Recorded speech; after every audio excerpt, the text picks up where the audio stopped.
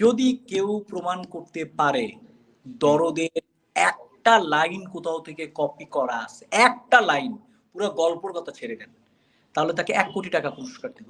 বাংলাদেশের একটা সিনেমা দুবাইয়ের বুর্জ খলিফায় দেখা যাবে। আমি মনে করি বাঙালি, এটা আমাদের জন্য অনেক বড় ব্যাপার। অবশ্যই। তো বিষয়টা বানাচ্ছে সেটা একটা ডিফারেন্ট চিন্তা ভাবনা থেকে বানাচ্ছে। আমি যে ছবিটা বানাচ্ছি এটা একটা ডিফারেন্ট চিন্তা ভাবনা থেকে বানাচ্ছি। আর আমি আগেই বলছি আমরা কেউ কারো কম্পিটিটর না, আমরা সবার সহযোগী। সবারই একটা আলাদা চিন্তা ভাবনা আছে। আমি বলব না কার ছবি খারাপ, কার ছবি ভালো, কিচ্ছু বলব না। আমি খালি একটা কথাই বলব, আমাদের যে প্ল্যানিং, আমাদের যে চিন্তা ভাবনা এটা একটু ডিফারেন্ট আছে। আর যে কখন তুফান আসলো, কখন এই আপনার রাজকুমার আসলো, এটা আমার দেখার মধ্যেই পড়ে না। আমার সব রেকর্ড ভাঙবে, সাকিব ভাই সব রেকর্ড ভাঙবে, এই আশা তো আমরা করি না। ভালো ছবি হলে 100 কোটি ক্লাবে হয়তো প্রবেশ করবে, বাট আমরা এই ছবিটা লাকি কেন, তাহলে আমার যেটা হবে ব্যাক টু ব্যাক হেডট্রিক হবে একটা। আসলে হয়তো সুপারস্টার এরকমই তো। প্রায় 7 মাস প্রিপারেশন করলাম, 7 মাস প্রিপারেশনের পর এখন আমরা অবশ্যই শুটিংয়ে যাচ্ছি। এই আর আমি সবসময় প্রিপারেশনে বিশ্বাস করি। আমার কাছে মনে হয় যে সিনেমাটা আসলে প্ল্যানিংয়ের সময় সিনেমাটা ভালো হয়। যত ভালো প্ল্যানিং করা যাবে সিনেমা তত ভালো হয়।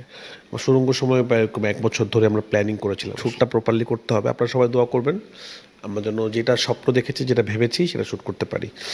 আর এই প্রথম হয়তো আমি এই বছর শুধুমাত্র এই ছবিটা করার জন্য আমি কিন্তু কোনো কাজ করিনি। সুড়ঙ্গর পর আমরা মানে এক সুড়ঙ্গ এক কোরবানিতে এসেছে, আর একটা কোরবানিতে আমার তুফান আসবে।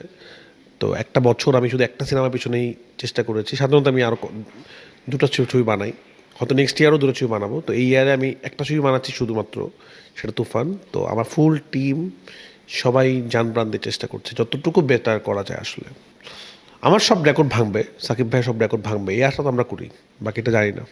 আমি আসলে 2টা শ্রেণীকে ধরতে চাচ্ছি। আমি একটু কমার্শিয়াল অ্যাঙ্গেল রাখতে চাচ্ছি, একটু ডিফারেন্ট জনরা রাখতে চাচ্ছি। কারণ আমার যে ছবিগুলো আপনারা যদি দেখেন, আমি ওরকম ডিরেক্ট মাস ছবি বানাই না, যে খুবই আনরিয়েলিস্টিক ফিল্ম আমি বানাই না। আমি সাধারণত রিয়েলিস্টিক ফিল্ম বানাই, এবং তুফানও কিন্তু রিয়েলিস্টিক অ্যাকশন ফিল্ম। মানে ম্যাস ফিল্ম মানে যা ইচ্ছে তাই রায় করতেছে, বিষয়টা এরকম না। আছে না যে গল্পের কথা আছে না যে গল্পের গরু গাছে উঠতেছে, গল্পের গরু গাছে উঠবে না, গল্পের গরু মানে গল্প যেরকম যাবে সেরকমই যাবে। হ্যাঁ, গল্পটাই অনেক অ্যাকশন, গল্পটাই অনেক বেশি মানে বিগ স্কেলের, এটা থাকবে। কিন্তু অযৌক্তিক ছবি বা অকল্পনীয় ছবি তো আমি বানাবো না আসলে। তো দ্যাটস ওয়াই আমার ছবিতে অনেক অভিনয় জিনিসটা খুব ইম্পর্টেন্ট, রিয়েলিস্টিক জিনিসটা খুব ইম্পর্টেন্ট। ওই রিয়েলিস্টিক অ্যাকশন মাথা রেখেই আমরা ছবি বানাচ্ছি। কমার্শিয়াল ফিল্ম ওইটা অ্যাঙ্গেল বোঝানোর চেষ্টা করছি। বাট জাওয়ান বা পুষ্পার কনসেপ্টের সাথে আমাদের কোনো মিল নাই, বা কোনো কিছুই মিল নাই আসলে। আমি ওই মানে ওই স্কেলটা বোঝানোর চেষ্টা করছি, যে ওই স্কেলটা ধরতে চাই আমরা। ওইটা যে স্কেল ছিল, fight, action, colour, sound, music, ওই স্কেলটা আমরা ধরতে চাই। ওই স্কেলে স্বপ্ন দেখছি আর কি। হয়তো ধরতে পারবো না, এবং ধরতে পারাটা সম্ভবও না। কোথায় 200-300 কোটি ছবি, কোথায় আমাদের ছবি। কিন্তু আমি যদি স্বপ্ন দেখি, আমি ওইটা ধরতে চাই, তাহলে আমার ছবিটা বেস্ট হবে। ওকে, আপনার ছবির বাজেট এবং বুর্জ খলিফার আপনার ক্যাম্পেইনের খরচ কেমন যাচ্ছে? বুর্জ খলিফার ক্যাম্পেইনের যে বাজেট, ওটা রীতিমতো একটা ছবির বাজেট আছে, 1 কোটি টাকার উপরে আছে। এটা তো নেটেই আছে, সবাই দেখতেই পারে কত টাকা লাগে।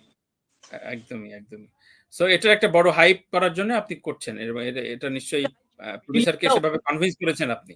মিডল ইস্টে ওপেন হচ্ছে, সো মিডল ইস্টে ওপেন করার জন্য যদি আমি প্রমোশন ছাড়া রিলিজ করি, তখন তো কেউ যাবে না। মানুষকে তো জানাতে হবে যে একটা ছবি রিলিজ হচ্ছে। আর যেহেতু আমাদের টার্গেট ইন্ডিয়ান, বাংলাদেশ সব অডিয়েন্স, সো আমাদের এটা